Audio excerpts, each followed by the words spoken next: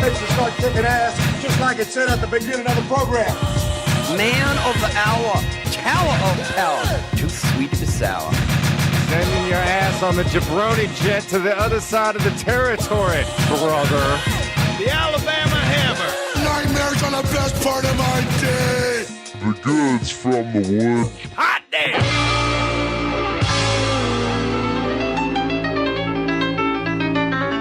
Welcome to the Goods from the Woods. My name is Rivers Langley. This is a Goodnight, Man of the Hour, Tower Power, too sweet to be sound. We do not have Dr. Pat Riley with us tonight. Yeah, it's okay, but we are broadcasting from about as far north as you can get, live from Winterlong Brewery right here in the heart of Whitehorse in the Yukon Territory of Canada. How in Canada are we, Mr. Goodnight? We're so far up in Canada that there is foxes peeing on trucks in the parking lot. Goodnight and I were standing outside of the hotel having a cigar like 2 nights ago, just trying to look for the northern lights and stuff like that. And we ain't found them yet. I was talking, I was pontificating upon things to be told to you here in just a moment. And I was looking away, and then all of a sudden Goodnight just goes, "Oh, a fox." And we look over, and there's a fox pissing on a guy's car tire. Like it was a stray dog, just piss. If anybody owns a red truck with like a tow truck beacon on top, and a fox is pissed on your back hubcap. Yeah, so fox peed on your car. Sorry to break the news to you. Can we say peed in a place where they serve food, or is that against the rules up here? Oh my God, the rules. Dear Lord, the rules with Canada. All right, so yesterday I was at a great local establishment called Burnt Toast. They were very yummy, but I saw on the menu a Kobe beef burger, and I was like, let me get that Kobe beef burger done medium. And the guy goes, oh no, this is Canada. It has to be well done. And I was like, that's how Trump eats it. I'm not doing that. That's disrespectful to that animal, first of all. Come on. Well, Rivers, when you go in a place that advertises toast and you order Kobe beef, they figure you're... Fair point. Here's a high roller that we can sucker in this place. Rivers, by the way, kind of looks like a DJ up here, and maybe... We'll have club night at this place, or club morning. Club morning. Yeah, club morning. Yeah, Theater of the Mind for those tens of listeners listening to us We are right all now. at a table like the Last Supper, just lined up. I don't know if y'all ever seen Planet of the Apes, but there's a scene where Charlton Heston is naked and he's tried by a bunch of apes. And it kind of looks like this. We're Bright Eyes. Yeah, we're Dr. Zayas, and they have the Commissioner of Animal Affairs is on this trial. I don't care if it's an ape society. The Commissioner of Animal Affairs is never an important office that you want it being involved in any kind of important public trial like that. How in Canada are we? We're so in Canada, we are actively eating Timbits right now. We've got a little napkin full. We got our Tim Hortons coffee, and it's like the Last Supper with Timbits. Yeah, exactly. Yeah, it's Tim Hortons. Judas, if Last you reach Supper. for the Timbit at the same time as me, you will betray me. Thank you. I know somebody's some Bible-believing people up here. Oh man.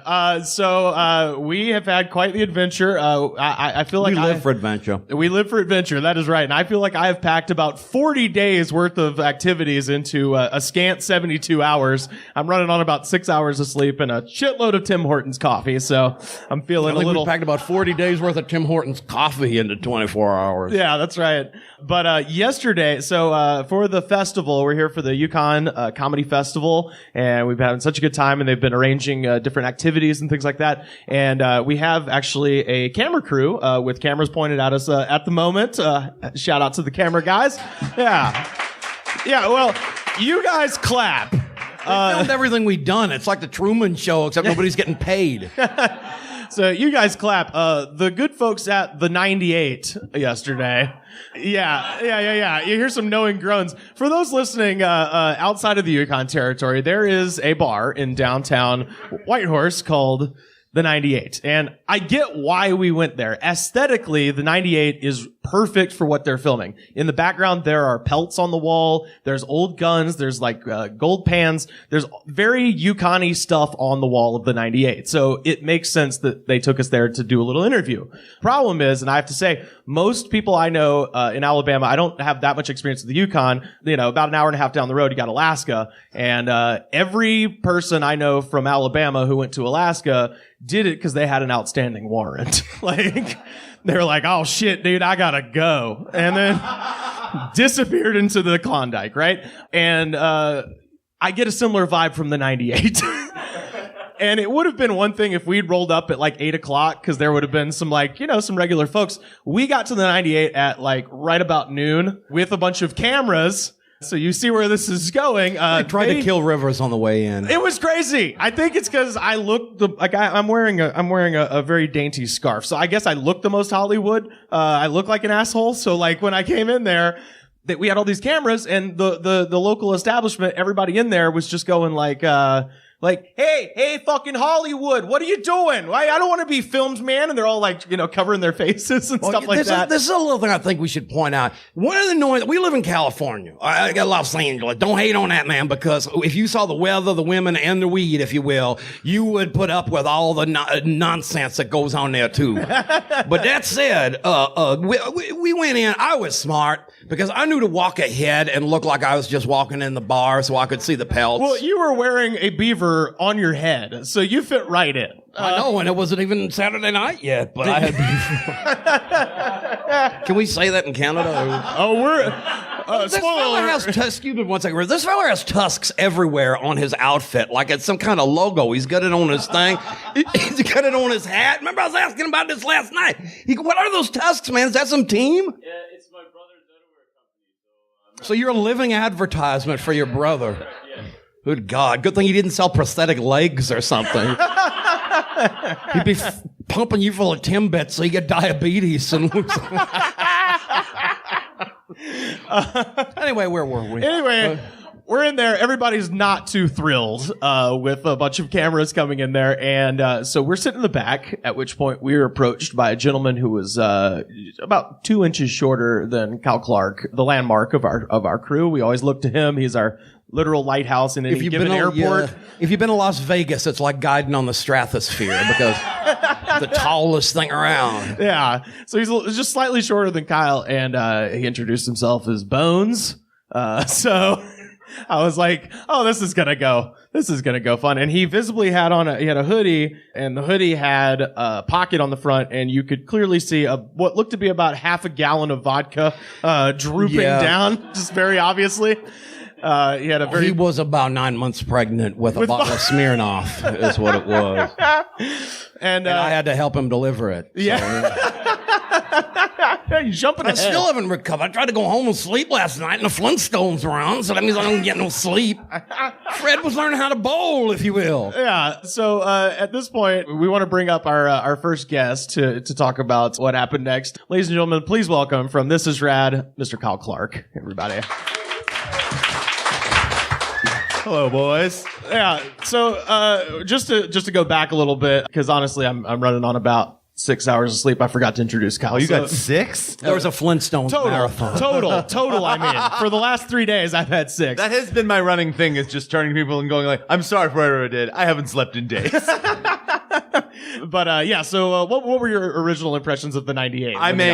So Rivers and I are both also very, very cool young men who brought our moms on this trip. Oh, yeah. And my mom was in tow for this, and so we're a little bit behind as we're walking up to the venue, and as Rivers starts to get mobbed by people trying to beat him to death, I turned to my mom and just said, run. Like, my instinct was to save my mom, so I want credit where credit is due. Also, I was like, well, maybe I could just run after her, but if she's a little ahead, I can be like, oh, no, I'm just chasing after her. I didn't engineer an escape for when Rivers is murdered. Well, you went to protect your mom, but I should point out, I was at least smart enough to be like, you might want to sit this one, Mom. And then we went inside, and before our buddy Bones showed up, yes, we're sitting, just taking things in. I love that they have a whole area of their bar that's made out of guns. Yes, like that's a lot of fun. It's like Goodnight's living room. Yes, yeah, it is, because the guns are old and don't work. And then, as we're sitting there, somebody at our table just sees the giant, like, gold mining pans and goes, those are too big. Like that was their concern with the place we were in, was just like, I feel like these aren't accurate representations of our mining culture. Oh, you mean the miners didn't paint delicate landscapes? And I on their gold insisted pans? that in the past there was actually an ancient race of giant miners like the Lemurians They who might came have had before. ninja powers too, because there was a giant saw blade thing with a painting on it, and that could have been like his ninja If star. I've slowly figured out one thing about Canada over my journey on this, is that they all have superpowers. Yeah, of niceness. Isn't Wolverine or one of them guys from Canada? He was. Yeah, In Marvel Comics, Canada is very famous for being super sketchy. Like, it's always up to no good. Really? For whatever reason, like, Marvel Comics has decided Canada is this evil country that must be stopped. Maybe Stan Lee only hung out at the 98 at noon. I like to assume like Stanley had one bad trip to Ottawa and then it was just like, they're going down, I'm taking them out. Isn't Canada kind of where Marvel runs, like it's minor leagues or something like that? Like you're in like Alpha Flight or one of those, and then Well, you yeah, move well, up Alpha to, Flight are like super evil, but they're also the like superhero team of Canada. Their leader wears a Canadian flag suit. Which What? is the thing that I feel like Does he most sell Canadians used would be like, cars? nah, I don't like that. That's too showy. It's not made of any fur. So Bones shows up, and you guys immediately They made me stand. you next go back to Bones back. I have a picture of this. I'll pop this up on our Twitter. We're at the Goods Pod. You can see it when you listen to this. I got a So, photo of Kyle and Bones. The next thing that happened is Bones is now part of our group, so he sits down and explains to us that he broke his hand beating someone up. Yeah. And his pinky is, in fact, dislocated. He can't make a fist because it's been too busy being a fist already. His hand looked like someone blew up a surgical glove and then dipped it in like grease or something. You know Like, when it you was like shiny chop and wood poofy. poorly? And it's just like a mess. Now make that a human hand. And like real casual too. He's just kind of looking at it, going like, I just love all the memories of when I destroyed that other human. So we're being very polite to Bones. Yeah, absolutely. Because he's a nice enough man. He was a good dude. That'd be the damn tallest thing you can Yeah, and when he lost interest in my height and noticed that Mr. Goodnight exists, remember in cartoons when people get hearts for eyes? Yeah, I can't go to places like that because people end up liking me, and that's probably That's worse. what I was gonna say. So in Los Angeles, there's a open mic, and I'm so happy I get to tell you guys about the Cafe on Urban here in the northernmost part of the world. In Los Angeles, in the borderline between the sketchy part of Santa Monica and the rest of LA, Santa Monica being kind of a ritzy beach town. There's the border, and the last like sketchy thing before you get into proper Santa Monica is a coffee shop called the Cafe on Urban. We call it Ground Zero. Yeah, that's right, and it's where It's like an anthill where hippies come out. right. And Homeless hippies. And so while we're all, generally like standing around, the comedians, they have an open mic there. We all stand around talking about whatever. Goodnight's usually over there. He goes native. Telling the local winos about, the Civil War and Catholicism and Roman history. And that's why I have to stay indoors now. Yeah. So point is, people just take a shine to this Yeah, man and all the wrong immediately. people, man. I don't know what I'm doing, but I gotta tie bacon on myself and get dogs to play with me or something else instead, man. I mean, I always say anytime I'm on tour, the question I get most of anybody who comes out to see me is they'll look around and then they'll lean in real close and go, all right, level with me. Is Mr. Goodnight real? He's real. He's here. Is it the ladies though? Because that's what I want to know. I man. mean, yes, it's definitely ladies coming to see me and not teenage boys who like anime. I've got a very specific market that comes to see me do stand up. Even last Do night these in teenage boys that like anime have older sisters, maybe? It's entirely possible. They don't want to talk about it. Even last night at our show, like I was standing afterwards and the first people who came up and asked for like photos and to say hello were both like, oh, we really like you. Also, you like anime, man?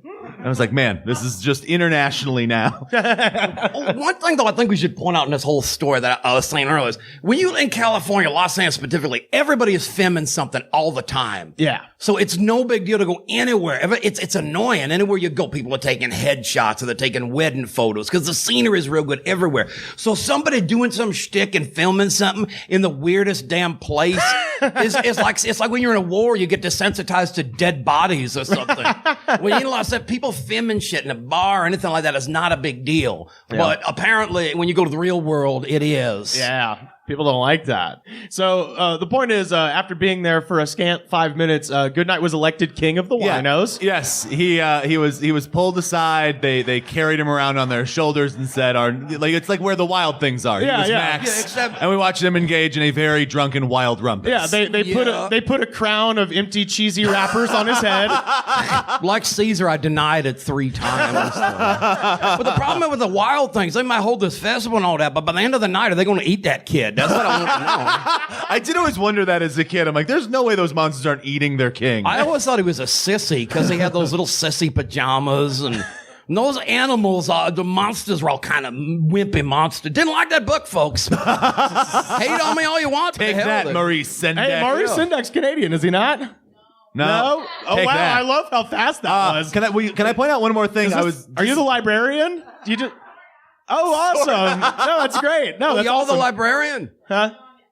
Yeah. Oh, yeah. Even better. Well, we should have a trivia contest. Well, also across from the 98 is the Sam McGee cabin. Uh-huh. And I got excited about that because knows? that was a thing my grandpa quoted all the time, and I thought that was just a thing every grandpa does. But it turns out just me and Whitehorse do that. Wait, the Sam McGee cabin? Again, I'm still disappointed that you don't know what this is. No, I the think poem from Robert Service. We read it in 6th grade. It's the shooting. Grade 6. It's Dan McGrew, actually, sir. What?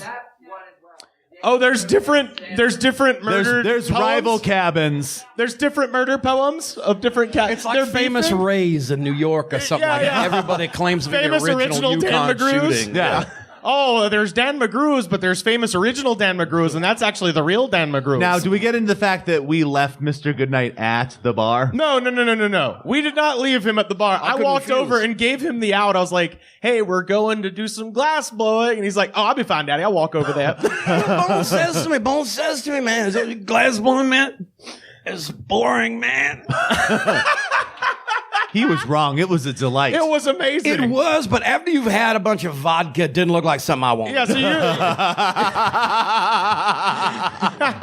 so you walked with you led your retinue, your royal retinue down the I don't know if it was River. my retinue or if I was the sacrificial victim that they were pretending was the king, but we did walk there like a hajj, if you will, from the bar to what it was only about not even a mile away. Yeah. Everything was real close by, man. But you were drinking vodka the whole All time. the way, yeah. Well, we needed.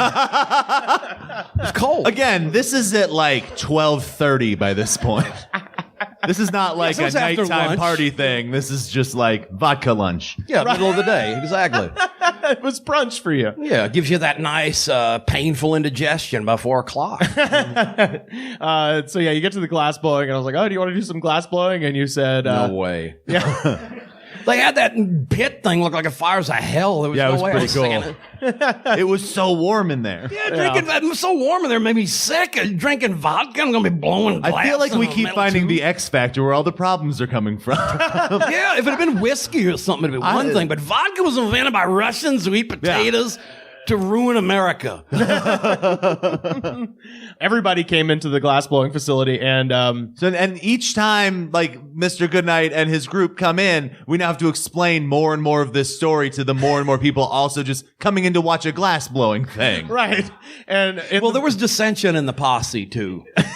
Those guys seemed to be having a back and forth with each other. right.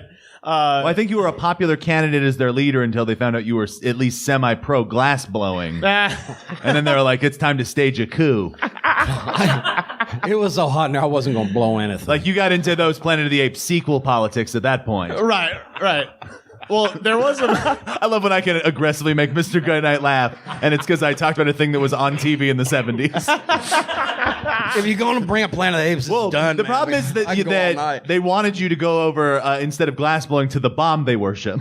Oh, yeah, well, that was part of it. Is we did try to. One of the reasons I went with them is we tried to stop on the way to get a joint, but that didn't work. That was weird, too, because he just went into the building next door and Are you saying something sketchy was happening nearby? yeah. Well, there was 3 of us. wait. Bones was doing something sketchy. The daytime No, vodka Bones is drinking smart. degens like weren't on the level. Bones is smart. Well, look, we all Bones is still like love Charlie Bones. Manson. What's his name? Charlie Manson. He makes everybody else do his dirty work. And his hands are clean. They may hurt. And they may be swollen, but they're clean, you know what I'm saying? The best moment, though, so inside this, the glass blowing place, what's the name of the glass blowing place? We can shout him out. Lumel. Okay, yeah, Lumel glass blowing based out of Whitehorse. Isn't that the candle and one That's of them Disney Lumiere. movies? Okay. But yeah, Lumel, they make absolutely just totally beautiful artwork, and you guys should check them out if you're listening online. We'll put a link up on our Twitter. But in the middle of the Lumel glass blowing area, they have a glass skeleton. It's a complete skeleton hanging up like you would see in biology class, but it's made out of glass. I've never seen something be so crafty yet so metal at the same time. It was so badass, and it's a clear skeleton, but then in the middle of the rib cage, it's got a red heart. Man, it's awesome. And of course, because the universe is a poetically beautiful place, Bones almost knocked over the bones. Bones at one point was drooling very heavily and wandering, not unlike Frankenstein's monster, dangerously close to the bones. There was a lot of drunkenness in their glass that day. It really was. That's all I'm going to say. It was really incredible. Well, get people drunk, get them around If you want fragile, to, I was going to say, if you want to know what it feels like to really be alive, just watch a bunch of drunk people walk around a bunch of broken glass and fire. So, yeah, if you want to hear more stories from the Yukon, because we're about to take a hard left into Weird Town, please check out Kyle Clark. We're going to have some more follow-up stories for you on this week's episode of This Is Rad. So check that out. This is a fun ad for the people listening, and then the people here are like, that's in a half hour. So don't worry, we're not going anywhere. There's still It's a lot all of the magic tidbits, of the and radio. they open up the bar in that amount of time. Yeah, absolutely. So, follow Kyle on all social media at Kyle Clark is Rad. And one more time for Thanks, the everybody. lovely Kyle Clark.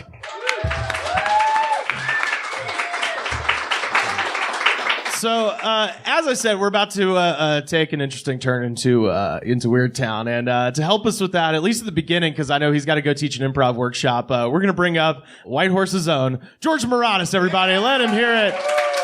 Let him hear it. George Maratos has been shuttling us around in a gigantic SUV that sort of smells of death. So There's a body in there for sure. George, man, I gotta say, it's rare when you meet a person in this life that you just instantly like. But man, George is about the friendliest dude I've ever met. So yeah, George is the shit, man. And he was driving me. He was driving me here to Winter Long, and on the way here, I sort of tilted my hand a little bit, kind of told him what we were going to talk about, which is cryptids, cryptozoology. That is Latin for the study of hidden animals, such as your Loch Ness monster, your Bigfoot. You guys have some crazy ass cryptids up here. We're going to get into it. Trivia lady in the back knows all this stuff. So Oh, absolutely. We might have to get her up here in a moment to talk about it. But first, George, you told me that Whitehorse has a UFO / Bigfoot museum here. Yeah, they have a lot of things. Is there anything in it? We like to drink up here, so I think that they're all related. Oh, I noticed by all of the frostbite scars on people's faces when they fell down and just stayed there. Yes. Is that what that is? Yeah. Because I've seen facial scars. I didn't know what the hell was going on. Yeah, up here, that's when you fall down and you don't get up for a while. I thought it was a knife fight or something. And the Yukon's a dangerous place. Hey, man, as we're about to see. That does exist. I think you actually have to go to the woman's house too in order. Like, Oh, so it's I think it's a dating app. It's something she just wants to meet people. I don't even know if the museum exists. She's just like, yeah, come on by. I'll throw some tea on. And it's like, where are you? Oh, you make a right and drive for $60K. When you see the burning house, just past that on the right. Her Tinder profile is just like a picture of an alien. Like Her being abducted. Yes. This is one of them things when people open up a museum in their house. that is what this sounds like. Because there was a Bigfoot museum in Maine, in America, that was somebody's house. And there was an Abraham Lincoln museum there, too, that I think was somebody's house. And sometimes, it was just pennies, really. And sometimes, because he's on the American money, I'm saying. But sometimes, people just open a museum in their house. Yeah. Especially if it's about nothing. Like those creation museums. and things Right. Creationist museum. So what is it here, George? So it's a way for a lady to meet people. I guess? Essentially. If you actually open up any of our local papers and go to the personal section, you actually see her ad. So I think she's just looking for a friend or two. I haven't been there yet. She's looking for love in all the unexplained places. She's looking for Bigfoot in all the usual places. But the UFO thing is a real thing up here. We have a fellow as opposed to the fake Bigfoots. He identifies now as Elvis Aaron Presley. He legally changed his name. He said he was abducted by aliens and came back as Elvis. Okay, ironic that you mentioned that because I've been to Graceland 2, which is also a house museum in. Actually, it's in Tupelo, and it's not there anymore because the guy who runs it died a few years ago. And before he died, he shot somebody. And when I was there, he let me hold his gun, which he claimed was Elvis's gun, which it was not because it was a Ruger Vaquero, and they didn't have those before Elvis died. But he let me hold his gun, and I always wondered, is that the gun he shot somebody with? Not a year later. So with my prints on that thing. You held a future crime. Yeah, murder I know. weapon. I don't want to blow my own horn or something because I did never leave the house, but I was really cool that day. I like sitting next to arguably the king of monikers here. This guy might be one up even more so. He genuinely thinks he is Elvis. So much so, you know the show Shark Tank? Yes, of course. The Canadian equivalent is called Dragon's Den. So he went. Wait, they have dragons in the ocean. Stop here. everything. What? Why? Yeah. And I think ours existed first. I don't know for sure. Am I right? Yeah. Shark Tank came after. So we're the Den. idiots who are like, oh, well, people don't know what a dragon is, so I guess we're just going to call it a Shark Tank. Well, what is a dragon? This isn't about dragons and sharks? Well, it's the same concept. It's just very funny that they decided to... I've never seen Shark Tank. What's on it? Sharks? Aquariums? Nah, man, it's inventors. You pitch does your that have to do idea. with sharks? You pitch your idea, and because they're sharks, man. You got to pitch it well. Dragons? It's a cutthroat industry. Yeah. I think that's why. I have no idea. So But Dragon's Den, yeah. It was weird because you would see the Canadian hosts on Shark Tank, and you guys clearly had more funding for makeup. Because it's like, wait, is that the host of Dragon's Den? He looks good on Shark Tank. Like, American funding. Anyway, he was on that show, comes out, and his whole thing was he wanted to sell himself. So he does his whole spiel. He plays some Elvis music. He's got his CDs. He's also a painter. A lot of drinking up here, like I said. And basically, the hosts are like, what is he selling? Like, you know, and the one guy's like, you're kind of a nut bar. And the music dims, you know, very dramatic. It zooms in on him, and he's like, are you calling me a nut bar? Because I was thinking you could sell a nut bar with my name on it. The Elvis Presley nut bar. Like, the guy is, he's a great I'd guy. eat that. Yeah, right, it's, Peanut butter and banana flavor nut bar. Yeah, that's right. Absolutely. but then you were talking about the Sasquatch. And yeah. And we're gonna get into That's Sasquatch in a a moment scientific here. name. Yeah. Yeah. When I was a reporter, they actually had a press conference, the Department of Environment, because there was a Sasquatch sighting. So they called all the media there. It literally was a sighting at midnight on a Saturday night in Teslin. These guys said they saw... Where's Teslin? Teslin is where Bones is from. It's about an hour and a half south. Oh, so it's the center of culture here. Oh, look, Bones and his family are out front with burning torches. Hey, guys, Mr. Goodnight's right now. There is a Bigfoot sighting in Bones' hometown. It was Bones. That's what it was. Bones is about the size of Bigfoot. All he has to do is put on a fur coat on a Saturday night, and there's your Bigfoot Bones sighting. fell in some mud and rolled around and then stood up. I think I saw Bigfoot. We're going to tell the press. Bigfoot fell down and seemed like he was really drunk. Bigfoot was surprisingly easy to catch. They make a cast. Yeah, he had vodka in his hoodie. Yeah. You know they have the Bigfoot footprint cast, a footprint bottle of vodka. He was just beating something. That's Think about it, because he had big feet too. Because remember, him and Kyle get into this shoe size pissing contest. Oh, he was a size 17. Yeah. Holy shit. The triple E white width, too. So. Whoa. Oh, my God. This is real. He did say that. I forgot to mention that. He's a size 17. Bones is Bigfoot. I think he is. Could he be like a were Bigfoot or something? Schedule a press conference. Call the media. We've got Bigfoot. We're going to be rich, boys. Rich. We have a lot of funding up here. Maybe that's why he left. Think about that. He left. Maybe he got real drunk and turned into Bigfoot like the Incredible Hulk somewhere. And he's running around like a green painted Lou Ferrigno. There's someone in town that probably is the Bigfoot operator, and it's literally the posse that was hanging out with Mr. Goodnight, reporting Bones daily. Yeah. No, he's by the glass blowing now. He's Bigfoot posse.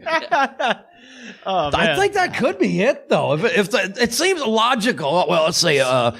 We've seen Bigfoot here. Oh, the place where a really tall guy lives. So what was the Bigfoot sighting in Tesla? And they just saw it? Literally, they called us all together, did their spiel. It's like, They called everyone. They blew the conch, and Yeah, the we were whole like- Yukon territory assembled. you show up and you get your press release and you're like, dear God, this is a press conference about a fucking Bigfoot sighting that occurred at midnight on a I don't see the Saturday problem. in the middle of nowhere. I failed to see the problem there, George. That sounds awesome. They Does the had press hair have nothing to samples. do on a Saturday, so they just call in Bigfoot sightings or something? Are they government funded? We need a story. Well, somebody saw Bigfoot. That not- beats the fox pissing on the truck again. You're not wrong, Mr. Goodnight. You're not wrong. Oh man. So George, do you believe in Sasquatch, man? Are you a Bigfoot guy? I don't know, man. I can't say like it doesn't exist. I don't really believe in that kind of thinking. Like, really? Oh, you're the master of wisdom. Like it doesn't exist because you said it doesn't exist. It could exist. Yeah. I mean, there's a big world out there. Yeah. If it does exist, I don't think it's legit to claim it exists at midnight on a Saturday in Teslin. Right. Yeah. Okay. But I Okay. mean, who knows what's out there? I mean, you literally have seen. You take. I'm looking out the window at it. It's fucking crazy. Of course, there's a Bigfoot out there. Look at it. Yeah, no. It's beautiful. Why would there not be a majestic Bigfoot ape? could go skiing around here, I think. Yeah. Do people go skiing up here? You bet. Oh yeah. 5 minutes that way. There we go. We Yeah, can hit yeah. the slopes afterwards. Yeah, I believe our next guest brought his skiing equipment because he's doing the pod and then he's going and hitting the slopes. So, yeah, I know. He told me. So, I mean, I don't know. We've always said we've had an appreciation for Bigfoot on the show. About a year ago, we had a who'd win in a fight tournament amongst all of the cryptids. We had your Loch Ness Monster. We had your Umkele Umbimbe, the legendary sauropod of the Congo. We had a lot of the Flatwoods Monster. Yeah, he had fire and poison gas and things. Yeah. So we had a big bracket and we discussed it. We figured it out scientifically that Bigfoot is the ultimate cryptid. He's our grand champion, like the Hulk in Ragnarok, baby. Bigfoot Round is our applause for grand Bigfoot champion. fans. Trivia lady agrees. And according to George and according to several articles that I pulled late at night last night during my research times, there's several Bigfoots around here, supposedly. There's been lots of reports, but today I'm going to read some of the other local cryptids, and then at the end we're gonna let George go because George has to go teach an improv class. But we're gonna I'm gonna plug you first. I'm just setting up. George is trying to run, if you notice, by the way. But yeah, so we're gonna talk about some of the local cryptozoological creatures and figure out who's the winner. But first, I want you guys to give a big round of applause. George, is there any way that people can find you online? By You the can way, find me at Yukon Improv.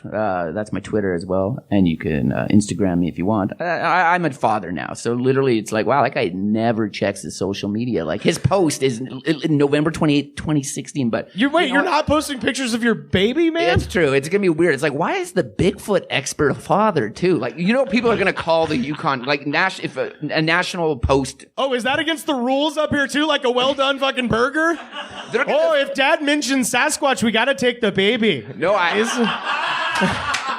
just mean We're Canada. They're gonna think I'm the Bigfoot expert now. Like, yeah, I understand you know a lot about the Yukon Bigfoots.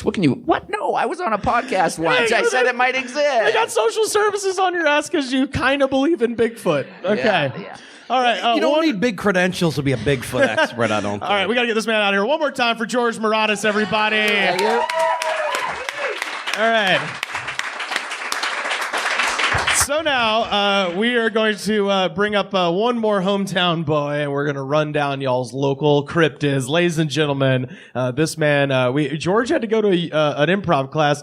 This man's got to hit the fucking slopes, so we got to get him out of here too, baby. Everybody, give it up for James Boyle, everyone. Here he is.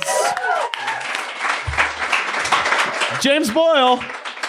Working on a fantastic mustache, my friend. Oh, it's nothing in comparison to Mr. Goodnight's over here. That's true. But, I was born with it.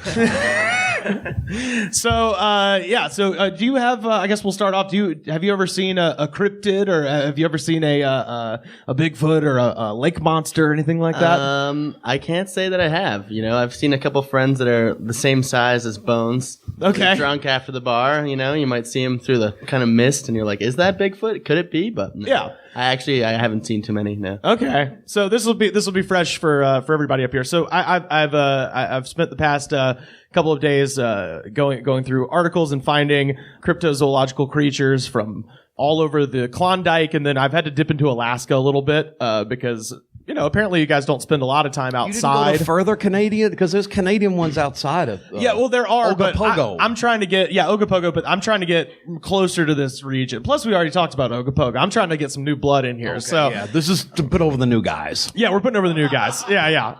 And then we're going to decide if any of these could possibly take on Sasquatch. So first one is the Iliamna Lake Monster. Has anybody heard of that? So Iliamna Lake is a scant 17 hours away in Alaska. Because when I say we're at the northernmost part of anything, it's like literally all these places. I was like, oh, that can't be that far away. And then I look it up on Google Maps. It's like, 17 hours. It's all it takes to get there.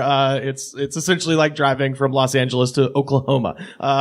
So the earliest reports of this monster living in the lake came from the native people, who tell the stories of a creature referred to as Gana Cadet. And it was described as a large, water-dwelling animal with the head and tail of a wolf and the body of an orca. How metal is that?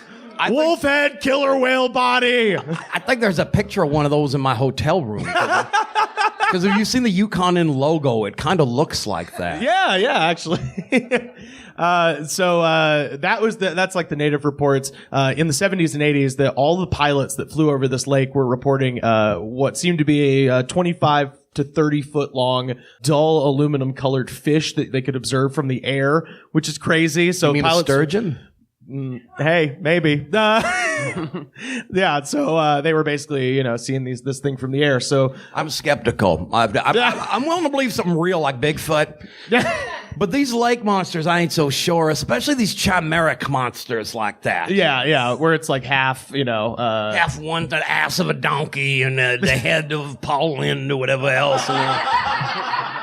That's the secret of the center square right there. Yeah. That is the Iliamna lake monster. Center Squareosaurus, I think they call that. So yeah, they had a lot of sightings in the 70s and 80s. But basically, I'm going to go, because it's so fucking metal, I'm going with the wolf head whale body, because that rules. So that's the first thing that we got. Wolf's head whale's body, like a sea lion or anything like that. Could be a massive sea lion.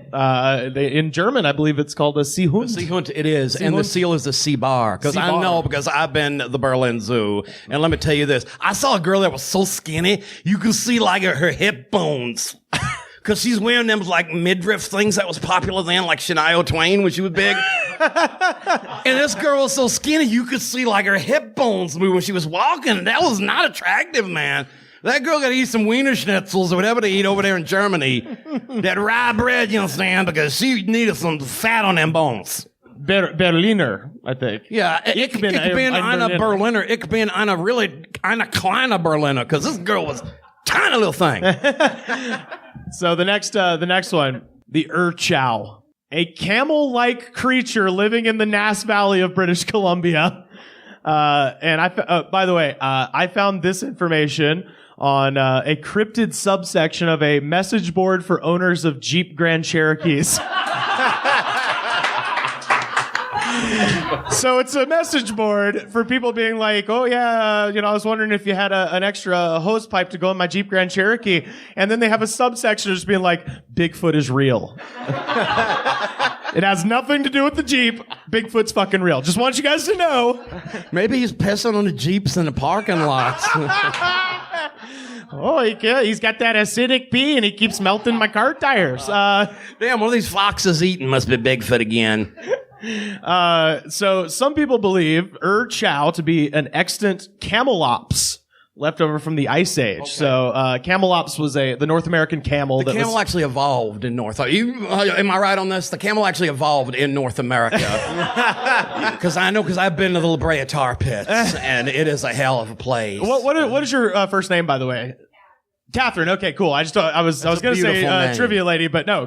Catherine approves. So everything we say, we're bouncing off Catherine in the back. So thank you, Catherine. I love her name. Oh, okay. Cat. I don't know. Well, Kathy? Remember her with no nose in the comic pages? It's okay. We'll edit this part out. Yeah, this is all made in the editing room, you know.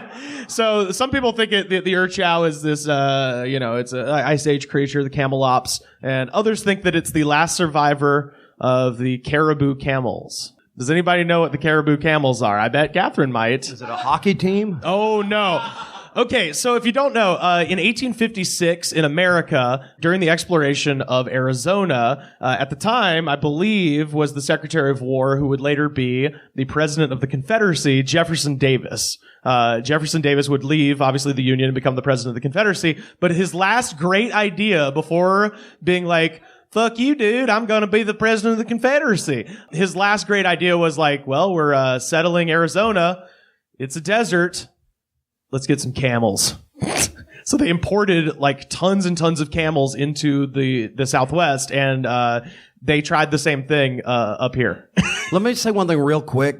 Jefferson Davis was probably a better Secretary of War than he was President of the Confederacy because he actually did a pretty good job in that position. Hey, man. Yeah. Because he was trying experimental stuff like camels and everything.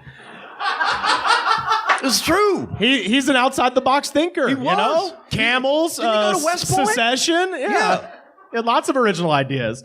So the caribou camels were, there was a number of camels that arrived in British Columbia as pack animals, and like they would take them up and down the Yukon River in the 1860s. Although the experiment was a failure, the caribou camels retain an almost legendary status in local popular culture, which by the fact that I just quoted that directly off Wikipedia, no one responded to it, so apparently not. But I just wanted to mention, so there might be wild camels. Have you ever seen a camel out here? I've never seen a camel. We don't really have like too many deserts. We have the Carcross Desert, which is kind of like a sand hill. Yeah. People are like, hey, it's the desert. Come and see it. It's a big pile of sand. But the camels up here would have to be like winter equipped as well because of how I think that was the issue. With chains on their feet? Yeah, probably. Oh, you got to chain the humps, boys. Remember to chain the humps. Toe. Keep it in now. Sorry for the language, mummies. These are dromedary camels, by the way. So they're the two humps. Supposed to back trend. Yeah. They're Which the one's on the cigarettes? That's the one humps. Got the one hump on the cigarettes. I get a few humps in on any cigarette. They're supposedly camels. All right, third one, and this name rocks. This should be a band up here. Kushtaka. Does anyone know Kushtaka? My friends are in Kushtaka, actually. Oh, you got some. Yeah, it's a garage. Yeah, I was going to say, you got the ponytail. You look like Kushtaka, man. Kushtaka. Kushtaka. Yeah, they're on tour right now, actually. Hey, hell yeah. Well, yeah. Yeah, we're doing Yellowknife and Whitehorse. Local reference. Local reference. All right. Thank you. We want tables. Can we get that going? So Kushtaka, a mythical shape-shifting creature found in the stories of the Tlingit and Tsimshian Indians of southeastern Alaska temperate rainforest. The Timbit Indians? Let's go with Timbit because I can't say these names anymore. So you can go to the museum and see their well-crafted donuts that they made. They used to send them in canoes down other villages. The name Kushtaka means land otter man. Physically, the Kushtaka are shape-shifting creatures capable of assuming human form, the form of an otter, and potentially other forms. So that could be anything. There could be one in the bar.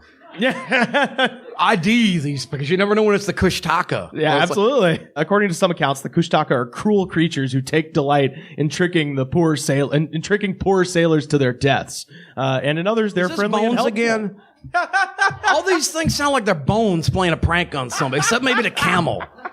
So the sometimes they're cruel, sometimes they're nice. They're bipolar animals. Like women. Moving on. Am I wrong, brothers? So this is the thing I wanted to get to. So in some legends, kushtaka are not always pleasant, and it's said that they will imitate the cries of a baby or the screams of a woman to lure victims to the river. And once there, the kushtaka either kills the person and tears them to shreds, or will turn them into another kushtaka. That's how they reproduce. So you get more kushtakas. Yeah, asexual reproduction. Yeah, they're like the shakers. You have to convert to it. You can't be born into it. So legend has it that the kushtaka can be warded off through copper, urine, dogs, and fire. So Okay, so there will be none in the parking lot of the Yukon Inn. they got weak points. Second of all, Mr. Spock would be immune to the bite of this thing, having blood made out of copper. That's like right. it. Third of all, he cannot eat pennies. So you can ward him away by throwing pennies at him. American pennies, you understand? Because you don't? Well, what are you going to do when a kushtaka comes? Not smart, man. Good to think this stuff out. So this is the detail I really wanted to get to. It is said that the kushtaka emit a high-pitched 3-part whistle in the pattern of low, high, low, which will sound like. And I was thinking about it, and that also happens to be the song "Work It" by Missy Elliott. If you listen to that.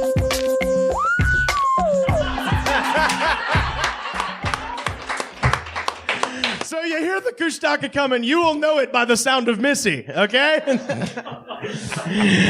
So, When we go kushtaka hunting, Rivers does the calls. By the way, this chair is real high because I think I've Charlie horse my ass muscle on this thing about 3 times just sitting on it. We got one more left, Goodnight, and then we're going to decide who takes on the grand champion. Good. Because right. I like fighting. As long as I'm not involved in it. All right, this is the last one, and this one, obviously, you'll see why I saved this for last. The Yukon beaver eater.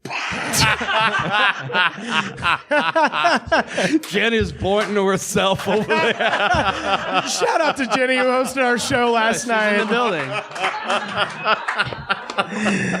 The Yukon.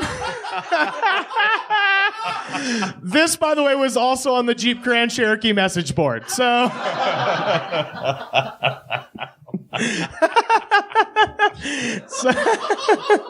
what does this beaver eater look like? So this, all right, so the Yukon beaver eater is a relatively unknown cryptid, I'll say that. It is described as a, quote, bigger than even the biggest grizzly bear, and it got its name from its diet. Beaver? Yep, bingo. It caught beavers by flipping over the entire lodge and seizing the exposed beavers. This is how it's written. I'm just reading it how it was written. That's a home invasion. When shown a book of prehistoric animals, some natives chose a giant ground sloth as the closest lookalike to the beaver eater. So now we're back in the Pleistocene. Okay, I want to point one thing out. When you show somebody a book of prehistoric animals, that is not proof, because if you show somebody a book of dinosaurs 50 years ago, they all look different than they do now. That's fair. So nobody knows what that stuff looked like. So you cannot prove prehistoric animals, but I'm not a believer in that prehistoric things have existed till now. You understand? But the point is, somebody pointed at the ground sloth and was like, it looked like that. So we're imagining a giant ground sloth. It's easy to lead a witness into something like that. And how do you know it's not a Kumatra, whatever that last thing was called, disguising itself as a beaver eater? Because that could happen. So here's the thing. Giant ground sloths are herbivorous.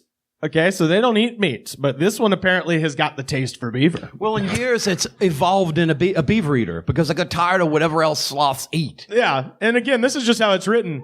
Could a giant ground sloth survive here by adapting into beaver eating? You know, that is a problem with this whole theory. That's why lake monsters are baloney, because you can look at the microbiology of a lake and see if it can support a monster that big, and Loch Ness cannot support enough fish through microbiology to support a monster that size. So this is the other thing it says. So other more plausible explanations are an unusually large grizzly bear, a surviving short-faced bear, or strangely enough, a giant beaver. So it's either There's no beavers. I mean, Was it George's hat or something? Hey, when what you have to work with is a Jeep Grand Cherokee message board, there might be some factual inaccuracies regarding cryptozoology. Do they have nothing to do with their Jeep Grand Cherokee? Are they all not working, so they're sitting in the house just reading about Bigfoot? Also, just as a little side note, the Mapinguari is a cryptid from South America that is actually supposedly a giant ground sloth as well. So it's possible. That's more believable, I think, because they had them there. Well, yeah. They had them here too, but the beaver thing is just not realistic. Yeah. The Mapinguari, by the way, is usually translated as being the fetid beast, which The is feta beast? feta. It's It's making really strong cheese. Yeah, it's making salad. I worked at a pizza place. I was the feta beast for a while. I was on the salad line. You smell that stuff from a long time away, man. They put it Yeah. on a gyro and it just stank up your gyro, man. So of those 4 competitors, I'll turn it over to you guys, and if I need to be the tiebreaker, I can. Of the 4 competitors laid out, once again, beaver eater, Kushtaka, giant otter man, the lake monster, and the camel. If all of those guys got into a fight, who is the most likely to take out our grand champion Bigfoot? Who do you think? My vote's Kushtaka. Me too. It can It shapeshift. can shapeshift. Okay. Yeah. It's, Missy Elliott, you know. I was gonna say, it can work shapeshift and it's got- shapeshift into a beast. Badass jams. You're walking through the woods. You're walking through the woods. Snowy night in Whitehorse. You just looking at the northern lights, thinking about all the great times you've had and all the great times to come, and suddenly echoing across the frozen tundra.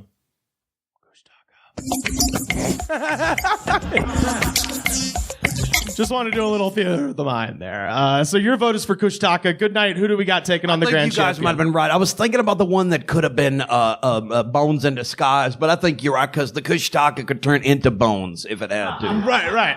Well, and again, our grand champion, Sasquatch, might well be Bones. So keep that in mind. Okay, This could be bones versus bones, like in Street Fighter when you no. fight with the same guy. Well, no, Kushtaka is going to be taken on, I suppose. We don't even need a tiebreaker. It's unanimous. We got Kushtaka. Okay. You will know it by its sound. So the grand champion, of course, is Sasquatch. And James, we want you here for the final part, but I need you to scoot because right now I'm bringing up a very, very special person. She is the author of the fantastic book, The Ploy of Cooking. Also another book called Be the Flame. Her name is Gail Langley, but I call her Mom.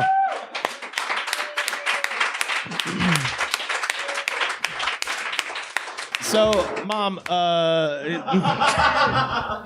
the first time we did a cryptozoology episode, the first thing we talked about was the fact that you have actually seen our grand champion in real life, that being Bigfoot.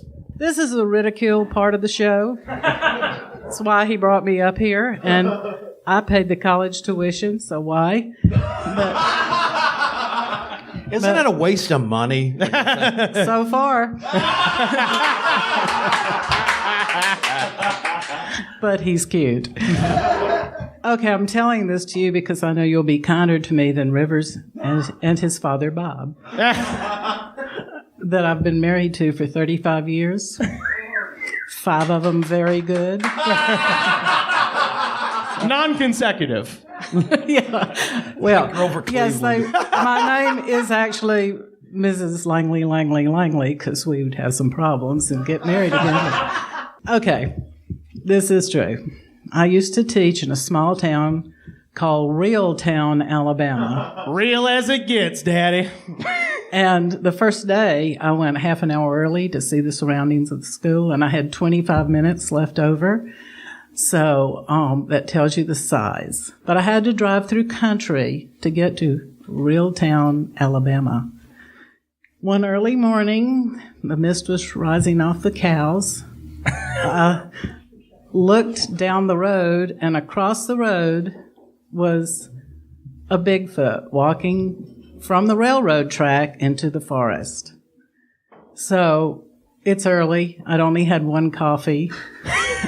And I'd been listening to German tapes. I forget why. He's trying to learn German, I'd assume. That didn't work. So, you have to question your own self when you see Bigfoot. But I did see him clearly, and I went to school that day, and you do not tell the teachers at Reeltown, Alabama that you've seen Bigfoot. They will take your babies away. It's just like Canada. No, it's because they have no IQ over 100 anywhere in the school. And they've never heard of Bigfoot. They've heard of the skunk ape or the old white thing. There are regional variances on the Sasquatch. That is what they've named their children. Yeah. So I was bursting with the Bigfoot story, of course. So I get home and tell my two loved ones, you are not going to believe this. And so I told them I'd seen Bigfoot, and they ridiculed me and laughed at me. And my husband suggested it was a farmer in camouflage. Thought it was a ghillie suit. Somebody wearing a ghillie suit, hunting turkeys. I said the camouflage would have had to be for the Everglades because this was Bigfoot. So every time the subject comes up, actually, lately they've suggested there could be a Bigfoot in Alabama. And of course, what I say, see, dumb and stupid. I did see Bigfoot. I'm a believer now, Ma, and so I want to formally, in front of the great people of Whitehorse and the tens of listeners there on the internet, apologize because I believe you. Just refund the tuition. Okay, I'm working on it slowly. Yeah, so that's the story of our grand champion. Give it up for Gail Langley. Check out her book. Her books, which are not about Bigfoot. Yeah, not about Bigfoot. So, did James go skate? Yeah, James, hop back up here. We're gonna decide this thing once and for all, and we'll let you guys. It's a revolving door up here. Yeah, absolutely. I just had to get some real testimony going on about the Bigfoot. So, it's come down to this. We've got Kush Missy Misdemeanor Taka versus our grand champion Bigfoot. Who do we think, boys? Who's gonna win?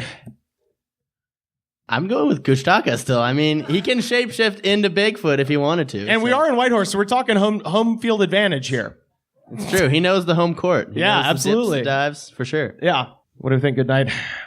Pat's going to give it to me when we get back if I vote for Kushtaka, man. Yeah, well, I'm going for Bigfoot because I'm proud to be an American. Where at least has Lee Greenwood ever seen a Bigfoot? Possibly. Although, you know what? Bigfoot knows no borders. There's Bigfoot in Mexico. There's Bigfoot in Alabama, apparently. Alabama. Going down there for some Milo sweet tea, I think. Bigfoot cares not for the machinations of men. Bigfoot is everywhere. It's in our hearts. It's in our minds. So to reduce it to an American entity is reductive. It's true because Bigfoot, when you think about it, you don't see Bigfoots having wars or like taxes. They're the most noble creatures. The social media, any of that stuff. Honestly, if Bigfoot is real, I hope at a certain point we all go extinct and Big Feet inherit the earth. That's kind of what I'm. The Planet of the Apes. The Planet of the Apes. It'd be a better way of life. I think Bigfoot would do a better job than us. I agree. He just eats berries and fish and hangs out, man. But I have to say, I think Kushtaka would win. You what? You guys voted for Kushtaka? Yeah, I don't mean to be a traitor to my country, but if he can turn into Bigfoot, that kind of negates it. Plus, he can technically turn into a nuclear bomb then and take the both of them out. Oh, wow. Well, I was going to vote for Bigfoot, but I guess you guys have convinced me. Kushtaka, hometown hero. You always have to job to the local boys when you're in the territory. Yeah, that's true. All right, so our grand champion now is Kushtaka. So that is our show. James, do you have anything you'd like to plug, my friend? Well, when Kushtaka hears this, he's a good friend of mine, actually. I hope he knows that I rooted for him in that battle. So you can follow James on the ski lift. Yeah, follow me going up and down the mountain. I don't really have a professional comedic Instagram account. It's just my own account. I post pictures of skiing and my cat and stuff like that. So, dude, well, that sounds great. James Boyle. Oh, sometimes. That's awesome. Sometimes. Do some cat skiing. That's what that's called. Like in the Catskills. Heyo. It's James Boyle. The O in Boyle is a 0 because there's apparently another James Boyle who got the domain name before me. I bet you anything he's a realtor. Oh, he's a lawyer, actually. Oh, even better. It's somebody with a fucking business He's got card. his own ass covered then. Yeah. Oh, man. Well, yeah, follow James on social media. You can follow me. I'm at Rivers Langley. Mr. Goodnight's at Sepulveda Cowboy. You can follow me to the glass blowing. Give me some vodka. Yeah, there we go. And you can find us on Facebook, facebook.com/thegoodspod. We're on Twitter at thegoodspod. Every episode ever, youtube.com/thegoodspod. Normally I say this and he's listening from afar, but right now, big shout out to our webmaster, Richard Eden. Who's right over there. Doing the hard work up here in the Klondike at thegoodspod.com. Give it up for yourselves. Thank you guys so much for coming out. Shout out to Carrie and the man, the myth, the legend, Paul, who was at the show last night. Yes. And Catherine, our fact checker. This has been, honestly, like one of the best experiences of my entire life. I don't care that I haven't slept in 3 days. You guys rule. Whitehorse is the shit. If you're out there listening and you're considering a vacation and you just need to get away from everything ever, come to Whitehorse, man. It's the most beautiful town I've ever seen. So thank you guys so much for coming out. And please rate and review, subscribe on iTunes. And if you do that, it shows the attitude of gratitude. And if you don't have the attitude of gratitude, you can go to hell. That's our show. Thanks, everybody.